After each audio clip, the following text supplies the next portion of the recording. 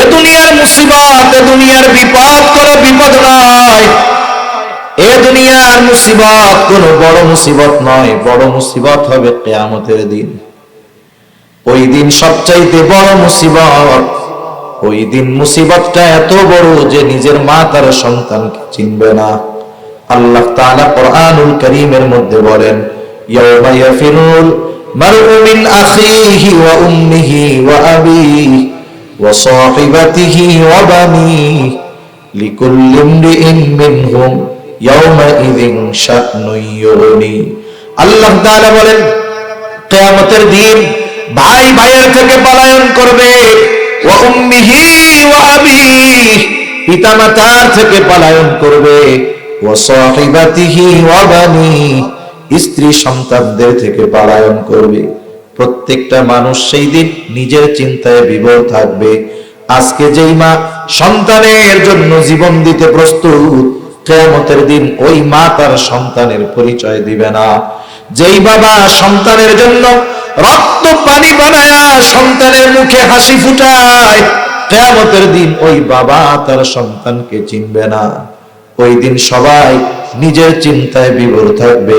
প্রত্যেকটা মানুষ চিন্তিত থাকবে, নাফসি নাফসি করতে থাকবে। ওই দিন আমার আপনার নবীজিও চিন্তিত থাকবে, তবে নিজের জন্য নয়, বরং তার উম্মতের জন্য নবী পেরেশান থাকবে। তাহলে আমার একটু বলেন তো, কিয়ামতের দিন আমার মা আমাকে চিনবে না, বিপদে পড়লে পরিচয় দিবে না, কিন্তু সেই দিন পয়গম্বর আমাকে আপনাকে ভুলবে না। এবার একটু জবাব দেন, বলেন তো আমার মা আমাকে বেশি ভালোবাসে নাকি নবীজি বেশি ভালোবাসে? কত বেশি ভালোবাসে নবী? নবীজি কিয়ামতের দিন এক জায়গায় স্থির থাকবেন না। একবার নবীজি দৌড়ায় যাবেন হাউজে কাউসারের কাছে, না জানি কোন উম্মত পানি পান থেকে মাহরুম হয়ে যায়। আরেকবার নবী দৌড়ায় যাবেন পুলসিরাতের কাছে, না জানি কোন উম্মত পুল পাড়ি দিতে ব্যর্থ হয়ে যায়। আরেকবার নবীজি দৌড়ায় চলে যাবেন মিজানের কাছে, না জানি কোন উম্মত ওজনে ধরা পড়ে যায়। আরেকবার নবী চলে যাবেন জাহান্নামের কাছে, না জানি কোন উম্মতকে জাহান্নামে দিয়ে দেওয়া হয়। আবার নবী দৌড়ায় যাবেন আল্লাহ তাআলার কুদরতি কদমে, সেজদা করে লুটায় পড়বেন সেজদায়, উম্মতের জন্য সুপারিশ করবেন নবী। সব নবী জান্নাত অভিমুখে রওনা হয়ে যাবে, জান্নাতের দরজায় পৌঁছায় যাবে, কিন্তু জান্নাতের দরজা বন্ধ। জিজ্ঞাসা করা হবে, জান্নাতের দরজা খোলো না কেন? জান্নাতের পাহারাদার ফেরেশতাদের পক্ষ থেকে জবাব আসবে, যিনি আসলে খোলা হবে তিনি আসেন নাই। তিনি কে? তিনি কোথায় আছেন? জবাবে বলা হবে, তিনি হলেন মুহাম্মাদুর রাসূলুল্লাহ। উম্মতের চিন্তায় হাসরের ময়দানে তিনি উম্মতের নাজাতের চিন্তায় দৌড়াদৌড়ি করেন। নবীজি ততক্ষণ পর্যন্ত নিজে জান্নাতে প্রবেশ করবে না, যতক্ষণ না তার ওই উম্মত যার যাররা পরিমাণ ঈমান আছে তার ব্যাপারেও যতক্ষণ আল্লাহ তাআলার কাছ থেকে ক্ষমার ঘোষণা না পাবে, নবী নিজে জান্নাতে প্রবেশ করবে না। লাকাদ মান্নাল্লাহু আলাল মুমিনিনা ইয বাআসা ফীহিম রাসূলাম মিন আনফুসিহিম। আল্লাহ তাআলা বলেন, মুমিনদের জন্য আল্লাহ তাআলার বিশেষ অনুগ্রহ যে তিনি তাদের মধ্য থেকে তাদের জন্য একজন রাসূল প্রেরণ করেছেন। রাসূলুল্লাহ সাল্লাল্লাহু আলাইহি ওয়াসাল্লাম মুমিনদের জন্য বিশেষ অনুগ্রহ, তবে তিনি গোটা সৃষ্টি জগতের সকলের জন্য তিনি রহমত। আল্লাহ রাব্বুল আলামিন কোরআনুল কারীমের আরেক জায়গায় বলেন, ওয়ামা আরসালনাকা ইল্লা রাহমাতাল লিল আলামিন। আল্লাহ তাআলা বলেন, আমি আপনাকে গোটা সৃষ্টি জগতের জন্য রহমত হিসাবে প্রেরণ করেছি। নবীজি গোটা সৃষ্টি জগতের সকলের জন্য রহমত। এই আয়াতের তাফসীরে ইমাম তাবারী রাহমাতুল্লাহি আলাইহি বলেন, যদিও নবীজি মুমিনদের জন্য বিশেষ অনুগ্রহ, কিন্তু তিনি গোটা সৃষ্টি জগতের জন্য রহমত। তিনি যেমন মুমিনদের জন্য রহমত, নবীজি তেমন কাফেরদের জন্য রহমত।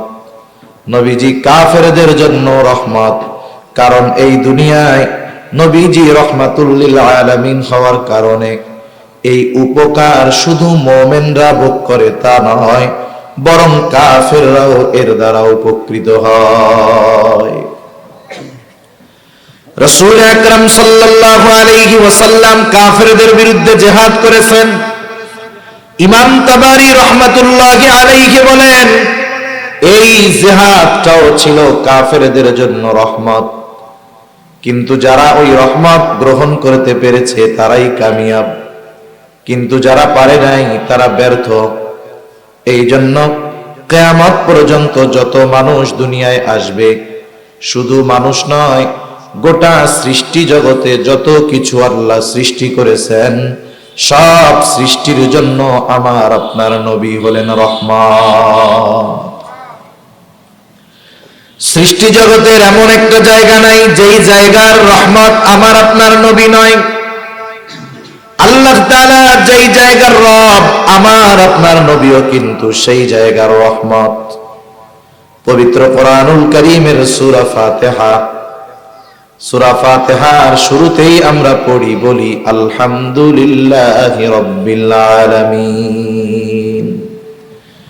পবিত্র কোরআনের শুরুতেই আমরা বলি আলহামদুলিল্লাহি রাব্বিল আলামিন। সকল প্রশংসা আল্লাহর জন্য, যিনি জগৎ সমূহের রব, জগৎ সমূহের প্রতিপালক। আলম এক বচন, আলামিন শব্দটা বহু বচন। আল্লাহ তাআলা আগেই আমাদেরকে জানায় দিয়েছেন এই পৃথিবী যে একটা জগৎ এমন নয়, বরং অগণিত জগৎ যিনি সৃষ্টি করেছেন তিনি কে? কত জগৎ আছে এর কোনো হিসাব নাই। মহাকাশের নিচে এই পৃথিবী কেমনে বুঝাই? মহাসমুদ্রের মধ্যে এক ফোঁটা জল পানি যেমন, মহা আকাশের নিচে এই পৃথিবীর অবস্থান তার চাইতেও কম। সুবহানাল্লাহ বলেন। আমরা তো এই দুনিয়ায় অবস্থান করে মনে করি আমাদের কি হইছে, আমাদের উপরে কে আছে।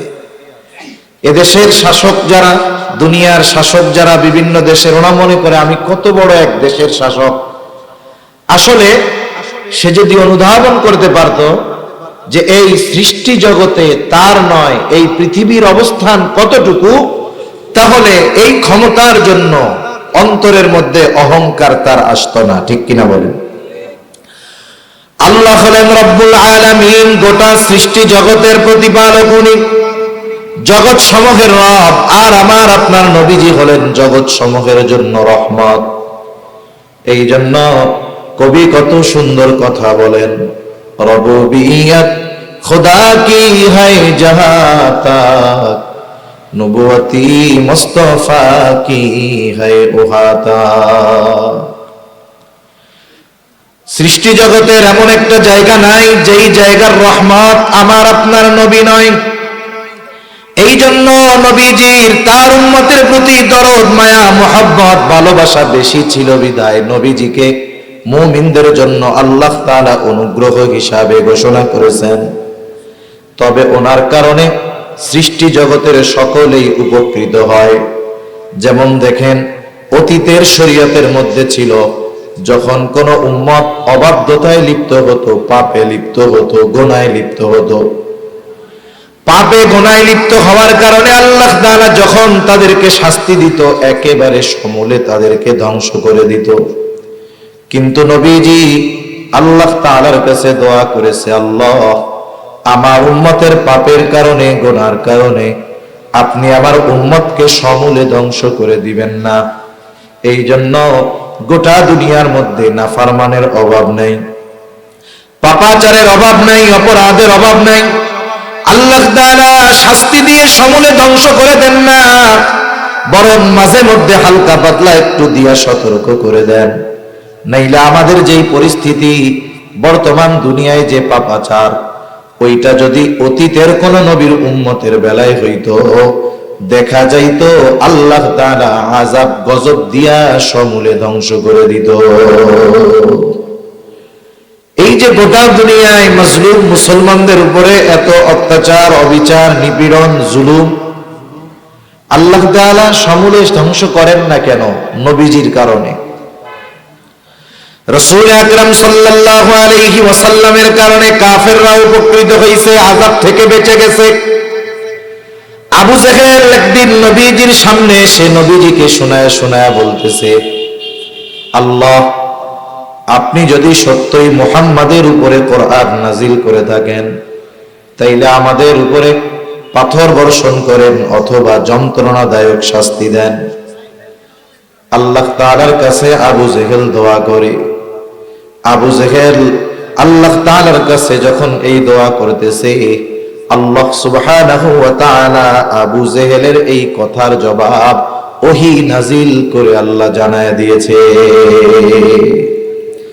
মূলত নবীজিকে টিটকারি কইরা শোনায় শোনায় বলতেছে, আল্লাহ, আপনি যদি মুহাম্মাদের উপরে সত্যই কোরআন নাজিল করে থাকেন, তাইলে আমাদের উপরে পাথর বর্ষণ করেন, নাইলে যন্ত্রণাদায়ক শাস্তি দেন। আল্লাহ তাআলা জবাবে কেমন যেন বলে, ও আবু জেহেল, তুমি যেটা চাইছো তোমাকে সেটা আমি দিতাম, পাথর বর্ষণ করতাম, যন্ত্রণাদায়ক শাস্তি দিতাম, কিন্তু কেন দেই না শোনো। আল্লাহ তাআলা বলেন, ওয়ামা কানাল্লাহু লিয়ুআযযিবাহুম ওয়া আনতা ফীহিম। আল্লাহ তাআলা বলেন, হাবিব, আপনি যতক্ষণ তাদের মধ্যে আছেন, আমি তাদেরকে কোনো আযাব দিব না, শাস্তি দিব না, কারণ আপনি রহমাতুল লিল আলামিন, আপনি সৃষ্টি জগতে জমিনের উপরে আছেন, আপনি অবস্থান করতেছেন, আপনি রহমত। আপনার অবস্থানরত অবস্থায় আমি আযাব দিব, গজব দিব, এটা হতে পারে না। তার মানে আবু জেহেল, উতবা, সাইবা অবাধ্যতার কারণেও আযাব আল্লাহ দেন নাই, শুধুমাত্র আমার আপনার নবীজির সম্মানার্থে। সেই নবীজির আমাদের প্রতি দরদ, মায়া, মোহাব্বত, ভালোবাসা কেমন ছিল? রাসূলুল্লাহ সাল্লাল্লাহু আলাইহি ওয়াসাল্লাম অপরিচিত কোন জায়গায় গিয়া দ্বীনের দাওয়াত দেন নাই, বরং দীর্ঘ সময় যাদের মধ্যে অবস্থান করেছেন তাদের মধ্যেই আগে দ্বীনের দাওয়াত দিয়েছেন। রাসূলুল্লাহ সাল্লাল্লাহু আলাইহি ওয়াসাল্লামকে কাফেররা খুব ভালো মতো চিনত। নবীজিকেই তারা উপাধি দিয়েছে আল আমিন, আস-সাদিক। জীবনের 40টা বছর নবীজি মক্কার মানুষের মধ্যে অতিবাহিত করেছে। মক্কার মানুষ খুব ভালো মতো জানে যে মুহাম্মদ কখনো মিথ্যা কথা বলে না, মুহাম্মদ কারো আমানতের খেয়ানত করে না। নবীজি এই পরিচিত পরিবেশে প্রথম দিনের দাওয়াত দিলেন। নবুয়ত প্রাপ্ত হওয়ার প্রথম 3 বছর আল্লাহ তাআলার নির্দেশে গোপনে দাওয়াত দিয়েছেন। 3 বছর পরে আল্লাহ তাআলার নির্দেশ, ওয়া আনজির আশীরাতাকাল আকরাবিন, ও পয়গম্বর, এখন আর গোপনে দাওয়াত চলবে না, প্রকাশ্যে দাওয়াত দেন। আপনার নিকটস্থ আত্মীয় স্বজন, পরিবার পরিজনকে সতর্ক করেন। এইবার নবীজি সবাইকে দাওয়াত দিবেন। 3 বছর দাওয়াত দিয়েছেন গোপনে গোপনে, এই বছর দাওয়াত দিবেন প্রকাশ্যে, কেমনে? নবীজি চিন্তা করলেন, সাফা পাহাড়ের উপরে দাঁড়ায় যাবেন। আপনারা যারা মক্কা গিয়েছেন, হজ করেছেন, উমরা করেছেন, সাফা পাহাড় দেখছেন, যদিও এখন ওটাকে বিভিন্ন স্থাপনার কারণে পুরোপুরি বোঝা যায় না। সাফা পাহাড় হলো আবু কুবাইস পাহাড়ের একটা অংশ। নবীজি এই পাহাড়ের উপরে দাঁড়ায় গেলেন, কারণ হাদিসের মধ্যে 2টা কথাই আসছে যে নবী কাফেরদের দাওয়াত দেওয়ার জন্য আবু কুবাইস পাহাড়ের উপরে দাঁড়াইছেন, আর এক হাদিসের মধ্যে আসছে সাফা পাহাড়ের উপরে দাঁড়িয়েছেন। অনেক সময় মানুষে চিন্তা করে আবু কুবাইস একটা, সাফা মনে হয় আর একটা। বিষয়টা এমন নয়, বরং সাফা পাহাড় হলো আবু কুবাইস পাহাড়ের একটা অংশ। নবীজি সাফা পাহাড়ের উপরে দাঁড়ায় গেলেন, মক্কাবাসীকে আহ্বান করলেন, কারণ এই পাহাড়ের এমন এক মর্যাদা ছিল, ওই আবু কুবাইস পাহাড়ের উপরে যদি কেউ দাঁড়াইয়া মানুষদের কাছে সাহায্য চাইতো, ওই পাহাড়ের গুরুত্ব মক্কার মানুষের কাছে এমন ছিল যেই হোক না কেন, পরিচিত হোক আর অপরিচিত হোক, ওই পাহাড়ের উপরে যখন কেউ দাঁড়াইতো, ওই ব্যক্তি যদি সাহায্য চাইতো, সকলেই তাকে সাহায্য করার জন্য ছুটে আসতো। এটা কি চলে এই জায়গায়? জেনারেটর? জেনারেটর এত আওয়াজ কেন? আপনাদের জেনারেটর?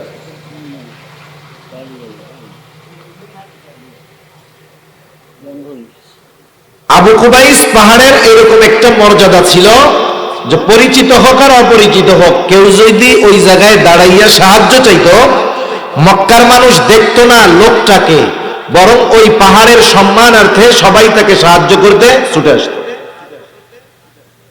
এই দিন ওই পাহাড়ের উপরে দাঁড়ায়া মানুষদেরকে আহ্বান করেছে রহমাতুল লিল আলামিন। মুহাম্মদ ডাকছে, আজকে মক্কার সব মানুষ দলে দলে পাহাড়ের গোড়ায় ছুটে আসছে, চলো আজকে আমাদের আল আমিন আমাদের ডাকছে, কি বলবে শুইনা আসি। সব মানুষ পাহাড়ের গোড়ায় এসে হাজির। নবীজি এবার তাদেরকে বলতেছে, আমি যদি তোমাদেরকে এই কথা বলি, এই পাহাড়ের পাদদেশে পেছন দিকে অশ্বারোহী একদল সৈন্য তোমাদেরকে আক্রমণ করার জন্য অপেক্ষা করতেছে, তোমরা কি আমার কথা বিশ্বাস করবা নাকি? উপস্থিত সকলেই সমস্বরে একসাথে বলে, মুহাম্মদ, কেন বিশ্বাস করব না? ওই মানুষগুলো নবীজির এই কথা কেন বিশ্বাস করবে? এর কারণটা বলতে গিয়া বলে, ও মুহাম্মদ, অবশ্যই আমরা তোমার কথা বিশ্বাস করব, কারণ ইতিপূর্বে আমরা তোমাকে কখনো মিথ্যাবাদী পাই নাই। মক্কার মানুষ বলতেছে 43 বছর বয়স নবীজির, যখন সবাইরে দাওয়াত দিছে, ওরা বলতেছে যে আমরা তোমাকে কখনো মিথ্যাবাদী হিসাবে পাই নাই, তুমি জীবনে মিথ্যা কথা বলো নাই, তুমি আজকে মিথ্যা বলবা এটা হইতে পারে? অবশ্যই বিশ্বাস করবে। নবীজি সাল্লাল্লাহু আলাইহি ওয়াসাল্লাম যখন তাদেরকে বললেন, এক আল্লাহর ইবাদত করো, শিরক থেকে বাঁচো, আল্লাহ তাআলা আমাকে নবুয়ত দিয়া তোমাদের মধ্যে পাঠাইছে। এইবার মক্কার মানুষ নবীজির এই কথা মানলো না। এইবার আবু জেহেল বলে, তাব্বাল্লাকা ইয়া মুহাম্মদ, আলি হাদা জামাতানা, তোমার হাত ধ্বংস হোক, তুমি কি আমাদেরকে এই জন্য এখানে জমা করছো? চিন্তা করেন, যেই মানুষগুলো নবীজিকে এত বিশ্বাস করে, ওই মানুষগুলো যখন নবীজির এই সত্য কথা অবিশ্বাস করলো, বলেন তো নবীজির কষ্ট লাগছে কি লাগে নাই? মনে করেন একটা সত্য কথা, আপনাকে কেউ একটা বিষয়ে অপবাদ দিয়েছে, বলছে যে আপনি এটা করছেন। অপবাদ মানে কি? যেটা করে নাই সেটার ব্যাপারে তাকে অভিযুক্ত করছে। এখন আপনি একজন লোক অপরিচিত, তাকে বলতেছেন যে ভাই আমি এটা করি নাই। ওই লোক আপনার কথা বিশ্বাস করে নাই, ও বলে যে তুমি করছো। এই বিষয়ের কারণে সামান্য কষ্ট লাগবে কি লাগবে না? লাগবে। কিন্তু আপনার ঘরের মানুষ, আপনার মা, আপনার বাবা, আপনার স্ত্রী, আপনার সন্তান, এরা যদি বলে, এদের কাছে যদি বলেন যে আমি এই কাজটা করি নাই, আপনার এই সত্য কথা যদি আপনার কাছের মানুষ বিশ্বাস না করে, বলেন তো কষ্ট বেশি লাগবে না কম লাগবে? নিঃসন্দেহে কষ্ট বেশি লাগবে। এই জন্য রাসূলুল্লাহ সাল্লাল্লাহু আলাইহি ওয়াসাল্লামের এই কথা যখন মক্কার মুশরিক মানুষেরা মেনে নেয় না, বরং উল্টা আরো তারা তাদের খারাপ প্রক্রিয়া দেখাইতেছে, প্রতিক্রিয়া দেখাইতেছে, নবীজি বড় কষ্ট পাইলেন। নবীজি খুব ভালো মতো জানে, এরা আমাকে যত বিশ্বাস করুক না কেন, যত ভালোবাসুক না কেন, এরা যদি ঈমান না আনে, তাহলে আল্লাহ তাআলার কাছে এদের নাজাত পাওয়ার কোনো উপায় নাই। সেই জন্য নবীজির তাদের জন্য অন্তরে ব্যথা। রাসূলুল্লাহ সাল্লাল্লাহু আলাইহি ওয়াসাল্লামের দাওয়াত যখন মক্কার মানুষ মেনে নেয় না, নবীজি দুইটা চিন্তা করতেছে। এক নাম্বার চিন্তা, না জানি আমি আমার এই দায়িত্ব যথাযথভাবে পালন করতে পারতেছি কিনা, আমার কথাই তো এরা ঈমান আনে না, না জানি এরা আমার কথা বুঝতে পারতেছে কিনা, আমার দায়িত্ব ঠিকমতো পালন হচ্ছে কিনা। দুই নাম্বার, এই মানুষগুলো দূরের কেউ নয়, নবীজির কাছের মানুষ, আপনজন, প্রিয়জন, এরা যদি ঈমান না আনে এদের ঠিকানা হবে জাহান্নাম। মনে করেন একই ক্ষতি যদি আপনার কাছের মানুষের হয়, একই ক্ষতি যদি অপরিচিত আরেকজনের হয়, দুইটাই কষ্টের, কিন্তু বলেন তো বেশি কষ্ট কোনটায় লাগবে? আপনার কাছের মানুষ যদি কোনো ক্ষতিতে পড়ে এটাতে কষ্ট বেশি লাগবে। আপনার সন্তান, আপনার চাচা, আপনার ভাই, আপনার ভাতিজা, এদের যদি ওই ক্ষতিটা হয় কষ্ট বেশি লাগবে।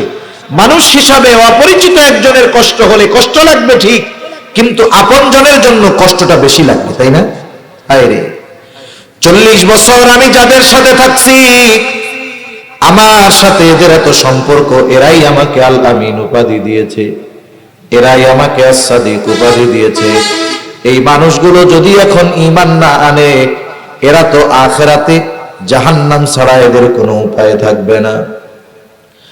নবীজি এই চিন্তায়, খাওয়া দাওয়া কমে গেছে, পেরেশানি টেনশনে খাওয়া দাওয়া কমে গেছে। স্বাভাবিক মানুষ যদি ডিপ্রেশনে ভুগে, টেনশনে ভুগে, খাওয়া দাওয়া ভালো লাগে না, অসুস্থতা পেয়ে বসে দুর্বল হয়ে যায়। নবীজির ওই অবস্থা। আল্লাহ তাআলা নবীজি উম্মতের টেনশনে খাওয়া দাওয়া বাদ দিয়েছেন, অসুস্থ হয়ে গেছেন, চিন্তায় অসুস্থ হয়ে গেছেন। অসুস্থতার মাত্রা কতটা বেশি ছিল যে স্বয়ং আল্লাহ তাআলা ওহী নাজিল করে বলেন, লাআল্লাকা বাখিউন নাফসাকা আল্লা ইয়াকুনু মুমিনিন। আল্লাহ রাব্বুল আলামিন বলেন, এরা আপনার কথা মানে না, লাআল্লাকা বাখিউন নাফসাকা আল্লা ইয়াকুনু মুমিনিন।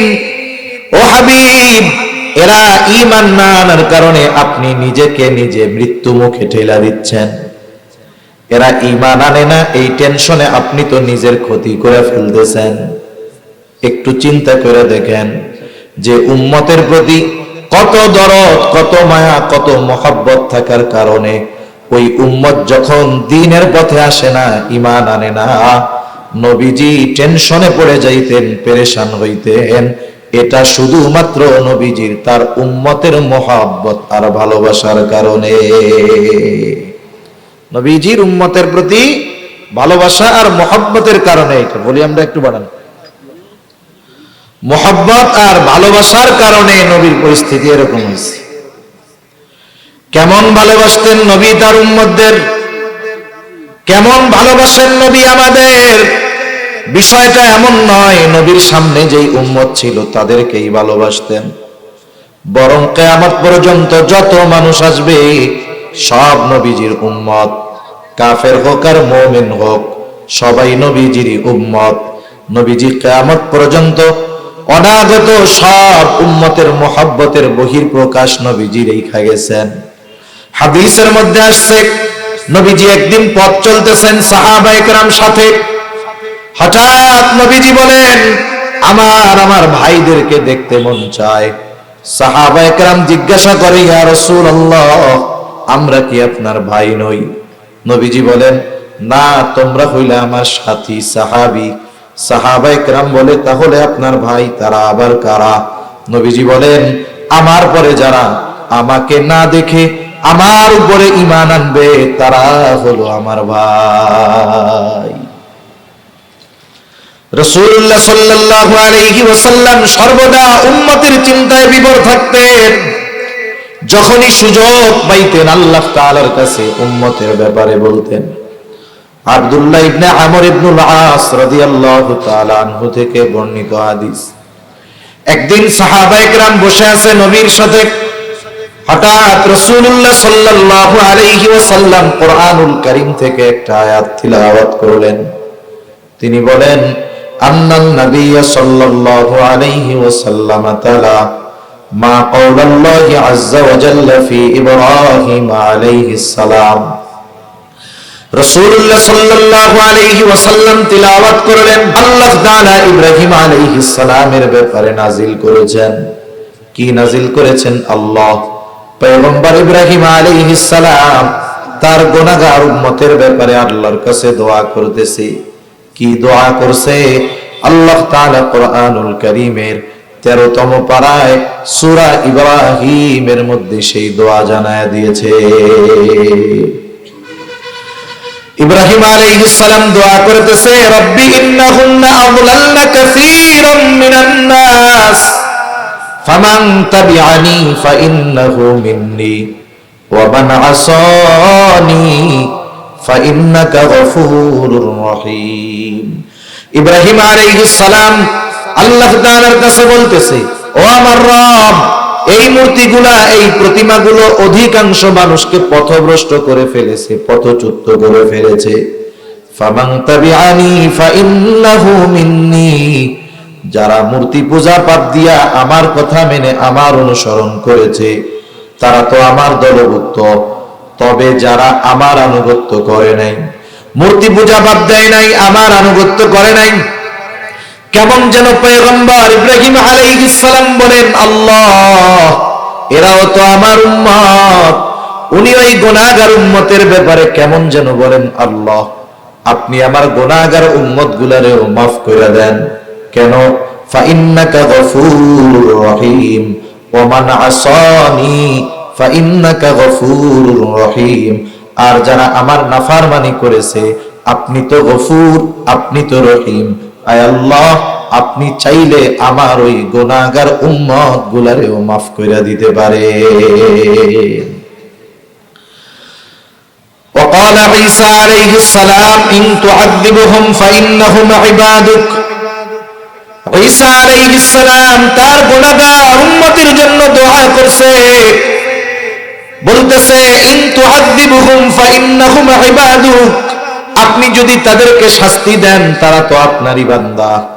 ওয়া ইন তাগফির লাহুম, আর যদি আপনি তাদের ক্ষমা করে দেন, মাফ করে দেন, ফাইন্নাকা আনতাল আজিজুল হাকীম, আপনি তো মহাপরাক্রমশালী, মহাপ্রজ্ঞাময়।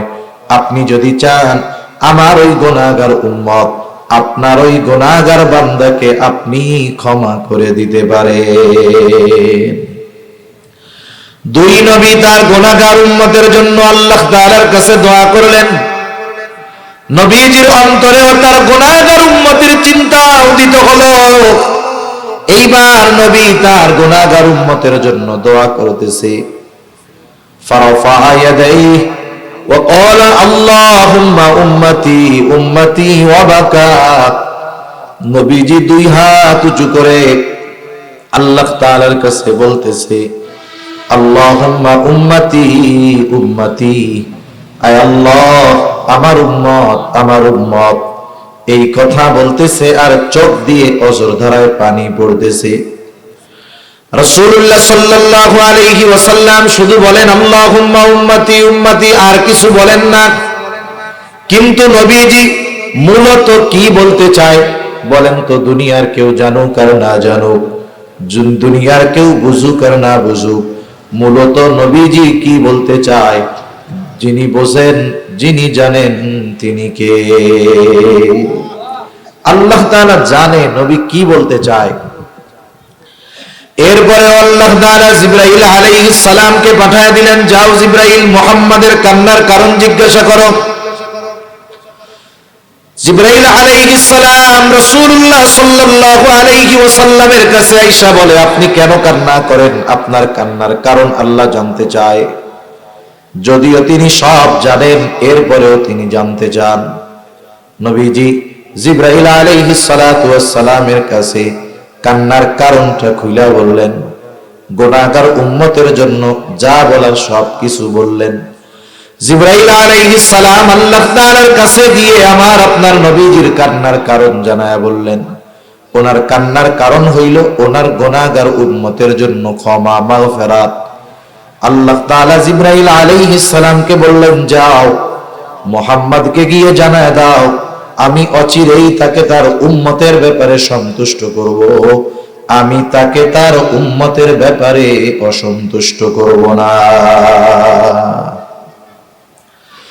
রাসূলুল্লাহ সাল্লাল্লাহু আলাইহি ওয়াসাল্লাম উম্মতের ব্যাপারে এমন চিন্তিত ছিলেন, উম্মতের দ্বারা কষ্ট পাইলেও উম্মতের জন্য বদদোয়া করেন নাই। তায়েফে যখন নবীজি গেছেন, তায়েফের মানুষ নবীজির উপরে কত জুলুম, কত অত্যাচার। পাথর মারতে মারতে নবীজির গোটা দেহ তারা রক্তাক্ত করে ফেলেছে। পাথরের আঘাতে নবীজির পবিত্র দেহ মোবারক ক্ষত বিক্ষত হয়ে গেছে, ক্ষত হয়ে গেছে, জায়গায় গর্ত হয়ে গেছে, রক্ত বের হয়েছে। আয়েশা সিদ্দিকা রাদিয়াল্লাহু তাআলা আনহা একদিন নবীজিকে বলতেছে, ইয়া রাসূলুল্লাহ, আপনার গায়ে এইগুলো কিসের দাগ? আপনার কি কখনো বসন্ত হয়েছিল নাকি? নবীজি বলেন, না আয়েশা, আমার কখনো বসন্ত হয় নাই।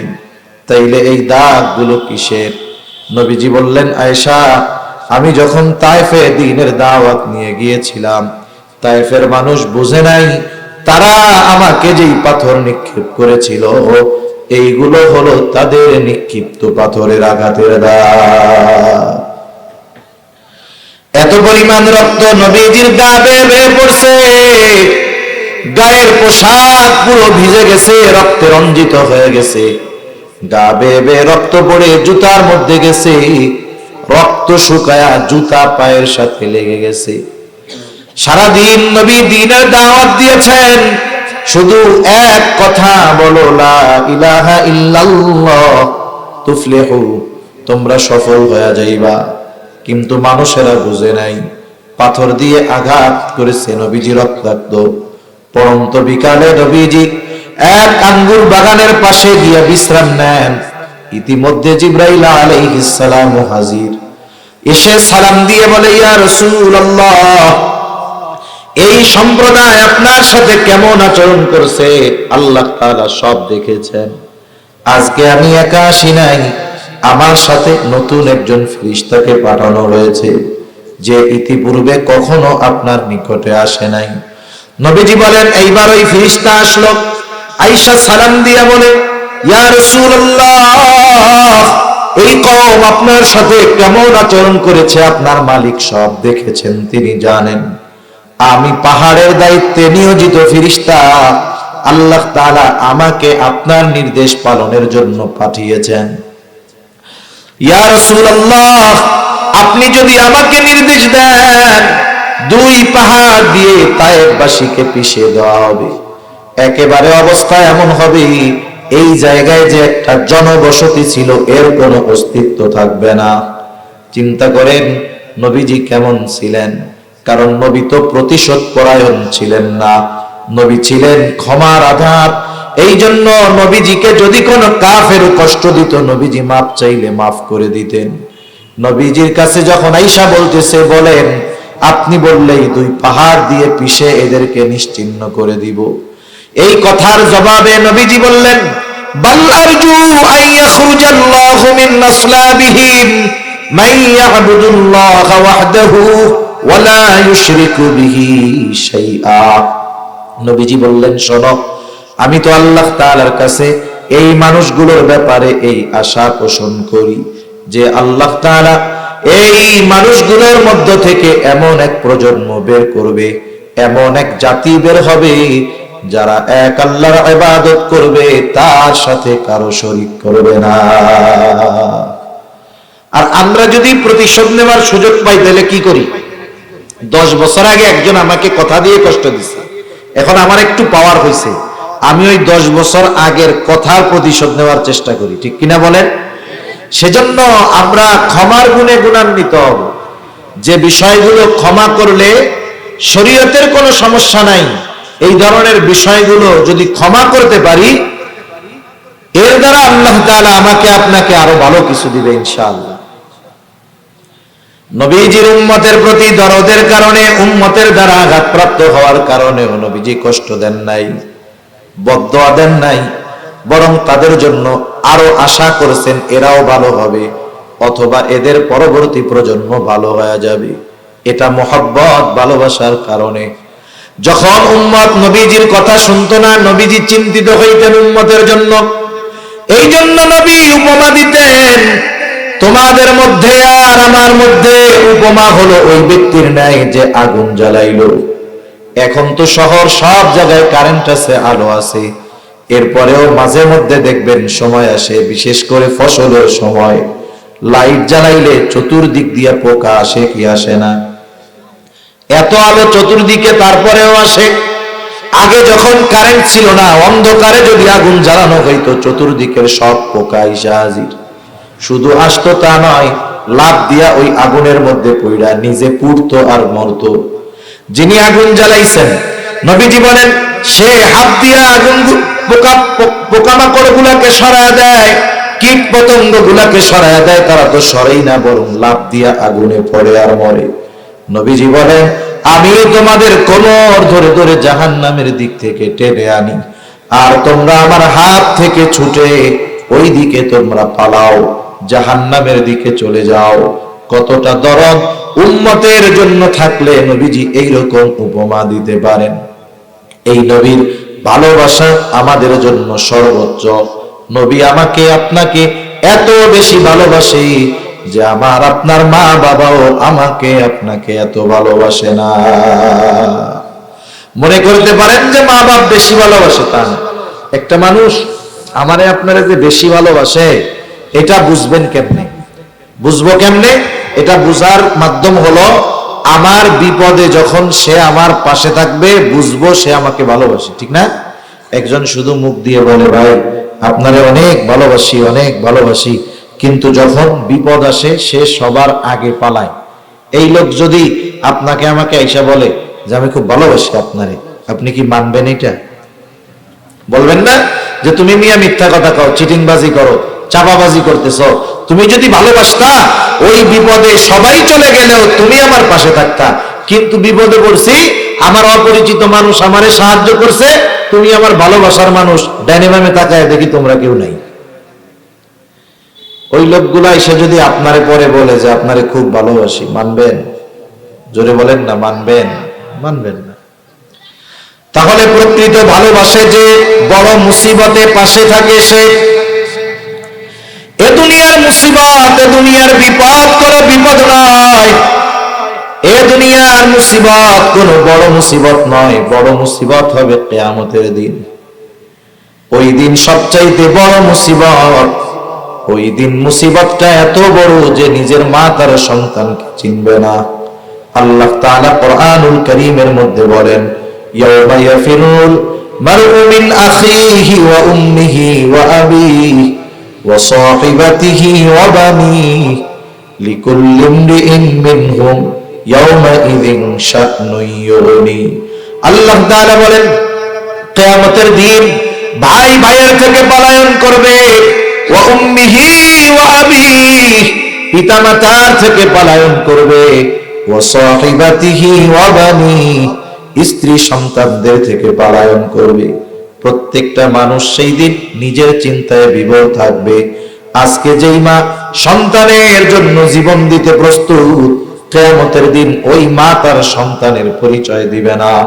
যেই বাবা সন্তানের জন্য রক্ত পানি বানায়া সন্তানের মুখে হাসি ফুটায়, কিয়ামতের দিন ওই বাবা তার সন্তানকে চিনবে না। ওই দিন সবাই নিজের চিন্তায় বিভোর থাকবে। প্রত্যেকটা মানুষ চিন্তিত থাকবে, নাফসি নাফসি করতে থাকবে। ওই দিন আমার আপনার নবীজিও চিন্তিত থাকবে, তবে নিজের জন্য নয়, বরং তার উম্মতের জন্য নবী পেরেশান থাকবে। তাহলে আমার একটু বলেন তো, কিয়ামতের দিন আমার মা আমাকে চিনবে না, বিপদে পড়লে পরিচয় দিবে না, কিন্তু সেই দিন পয়গম্বর আমাকে আপনাকে ভুলবে না। এবার একটু জবাব দেন, বলেন তো, আমার মা আমাকে বেশি ভালোবাসে নাকি নবীজি বেশি ভালোবাসে? কত বেশি ভালোবাসে নবী? নবীজি কিয়ামতের দিন এক জায়গায় স্থির থাকবেন না। একবার নবীজি দৌড়ায় যাবেন হাউজে কাউসারের কাছে, না জানি কোন উম্মত পানি পান থেকে মাহরুম হয়ে যায়। আরেকবার নবী দৌড়ায় যাবেন পুলসিরাতের কাছে, না জানি কোন উম্মত পুল পাড়ি দিতে ব্যর্থ হয়ে যায়। আরেকবার নবীজি দৌড়ায় চলে যাবেন মিজানের কাছে, না জানি কোন উম্মত ওজনে ধরা পড়ে যায়। আরেকবার নবী চলে যাবেন জাহান্নামের কাছে, না জানি কোন উম্মতকে জাহান্নামে দিয়ে দেওয়া হয়। আবার নবী দৌড়ায় যাবেন আল্লাহ তাআলার কুদরতি কদমে, সেজদা করে লুটায় পড়বেন সেজদায়, উম্মতের জন্য সুপারিশ করবেন নবী। সব নবী জান্নাত অভিমুখে রওনা হয়ে যাবে, জান্নাতের দরজায় পৌঁছায় যাবে, কিন্তু জান্নাতের দরজা বন্ধ। জিজ্ঞাসা করা হবে জান্নাতের দরজা খোলো না কেন? জান্নাতের পাহারাদার ফেরেশতাদের পক্ষ থেকে জবাব আসবে, যিনি আসলে খোলা হবে তিনি আসেন নাই। তিনি কে? তিনি কোথায় আছেন? জবাবে বলা হবে তিনি হলেন মুহাম্মাদুর রাসূলুল্লাহ। উম্মতের চিন্তায় হাসরের ময়দানে তিনি উম্মতের নাজাতের চিন্তায় দৌড়াদৌড়ি করেন। নবীজি ততক্ষণ পর্যন্ত নিজে জান্নাতে প্রবেশ করবে না যতক্ষণ না তার ওই উম্মত যার যারা পরিমাণ ঈমান আছে তার ব্যাপারেও যতক্ষণ আল্লাহ তাআলার কাছ থেকে ক্ষমার ঘোষণা না পাবে নবী নিজে জান্নাতে প্রবেশ করবে না। এখন বলেন, আমার আপনার মা বাবা আমাকে আপনাকে বেশি ভালোবাসে নাকি নবী বেশি ভালোবাসে? যেই নবী এত ভালোবাসে সেই নবীর জন্য যদি জীবন দিতে হয় জীবন দিতে প্রস্তুত আছি আমরা। যেই নবী এত ভালোবাসে সেই নবীর জন্য আমরা জীবন দিতে প্রস্তুত। সেই নবীর জন্য যা বলা হয় আমরা তাই করার জন্য প্রস্তুত। আফসোসের বিষয় হলো, বাস্তবতা হলো আমাদের এই ভালোবাসা অধিকাংশ মুখে, কিন্তু বাস্তবে এই ভালোবাসার প্রমাণ আমরা দিতে পারি না। কিন্তু দুনিয়ায় যদি নবীকে ভালো না বাসতে পারি তাহলে তো আমার ঈমানই কামেল হবে না। কিছু ভালোবাসা আছে সম্পর্কের সাথে সম্পৃক্ত, সম্পর্কের কারণে ভালোবাসা। এই ভালোবাসা কখনো কারণে বাড়ে কারণে কমে। আপনি আপনার সন্তানকে ভালোবাসেন বেশি কেন? সে আপনার সন্তান। বলেন তো, এই সন্তান যদি ভালো হয়, দ্বীনের উপরে চলে, ভালোবাসা বাড়বে নাকি কমবে? কিন্তু সন্তান যদি বদ্দীন হয়, ভালোবাসা বাড়বে না কমবে? দ্বীনের কারণে সন্তান দুশমনও হতে পারে, দ্বীনের কারণে শত্রু ও বন্ধু হতে পারে, দ্বীনের কারণে বাবা দুশমন হতে পারে, দ্বীনের কারণে ভাই দুশমন হতে পারে, ভালোবাসা তার থেকে দূর হতে পারে। কিন্তু নবীর প্রতি উম্মতের ভালোবাসা কমার কোনো সুযোগ নাই, বরং নবীর প্রতি উম্মতের ভালোবাসা শুধু বাড়বে আর বাড়বে। নবীর প্রতি যার ভালোবাসা যত বাড়বে তার ঈমান তত মজবুত হবে। কারণ নবীর প্রতি উম্মতের ভালোবাসা এটা ঈমানের সাথে সম্পৃক্ত বিষয়। এই জন্য নবীকে যদি ভালোবাসতে হয় কেমনে ভালোবাসবো? আমার আপনার বানানো পদ্ধতিতে ভালোবাসলে হবে না। যেই নবী আমাকে আপনাকে এত ভালোবাসেন ওই নবী তাকে ভালোবাসার পদ্ধতি নিজেই আমাদের জানায়া দিয়ে গেছে। রাসূলুল্লাহ সাল্লাল্লাহু আলাইহি ওয়াসাল্লামকে ভালোবাসার পদ্ধতি রাসূল নিজেই জানায়া দিয়ে গেছেন। কারণ নবীজি জানেন আমি যখন এই দুনিয়ায় থাকবো না আমার অনেক উম্মত আমাকে ভালোবাসতে চাইবে। কেমনে ভালোবাসবে? আরে আমরা তো নবীকে সামনে পাই নাই, আবু বকর নবীকে সামনে পাইছি। নবীর ভালোবাসার প্রমাণ দিতে গিয়ে আবু বকর নিজের ঘরের সব সম্পদ আইনা নবীর সামনে রাখছে। আমরা তো নবীকে সামনে পাই নাই। হযরত তালহা নবীজিকে সামনে পেয়েছে। উহুদের ময়দানে নবীজি যখন গর্তের মধ্যে পড়ে গেছেন, নবীজি মাথা উঠায় যুদ্ধের অবস্থা একটু দেখতে যায়, আর মাথার উপর দিয়ে তীর বর্ষা বৃষ্টির মতো যায়। তালহা তো নবীজিকে সামনে পাইছে। নবীজির ভালোবাসার প্রমাণ দিতে গিয়ে নবীজির সামনে নিজের বুকটাকে কাফেরদের তীর বর্ষার সামনে ঢাল বানায়া দিছি। আমরা নবীজিকে ভালোবাসবো কেমনে ভালোবাসবো? এই জন্য নবী আমাদেরকে তাকে ভালোবাসার পদ্ধতি নবী নিজেই জানায়া দিয়ে গেছে। নবীকে ভালোবাসার পদ্ধতি কি? নবীজি বলেন, মান আহাব্বা সুন্নতি ফাকাদ আহাব্বানি ওয়া মান আহাব্বানি কানা মাই ফিল জান্নাহ। নবীজি বলেন, যে আমার সুন্নতকে ভালোবাসলো সে আমি নবীকে ভালোবাসলো, আর আমি নবীকে যে ভালোবাসবে আমি নবীর সাথে সে জান্নাতে অবস্থান করবে। নবীর সাথে জান্নাতে থাকা যায় যদি নবীর সুন্নতকে মুহাব্বত করা যায়। নবীর সাথে জান্নাতে থাকা যায় যদি নবীর সুন্নতকে মুহাব্বত করা যায়। জান্নাতে যদি নবীর সাথে থাকতে হয় তো জান্নাতে যাওয়া লাগবে। জান্নাতে যাওয়ার পদ্ধতিও নবী বলেন, কুল্লু উম্মতি ইয়াদখুলুনাল জান্নাতা ইল্লা মান আবা। নবীজি বলেন আমার সব উম্মত জান্নাতে প্রবেশ করবে, আবা উম্মত ছাড়া। জিজ্ঞাসা করা হলো, ইয়া রাসূলুল্লাহ, আবা উম্মত কারা? নবীজি বললেন, মান আতাআনি দাখালাল জান্নাহ ওয়া মান আসানি ফাকাদ আবা। নবীজি বলেন যারা আমার আনুগত্য করবে তারা জান্নাতে প্রবেশ করবে, যারা আমার আনুগত্য করবে না এরা আবা উম্মত, এরা জাহান্নামে যাবে।